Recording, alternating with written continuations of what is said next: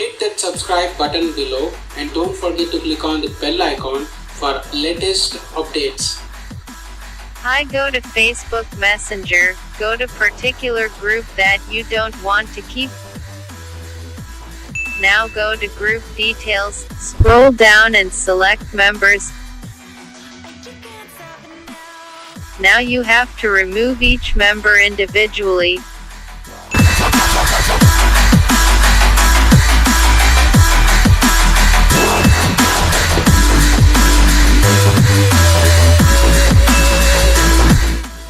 Remember that if you are the group creator, then you should leave the group once all members of the group is removed. Keep removing all the members until group creator is left. As soon as the group creator leaves the group, that group will be deleted.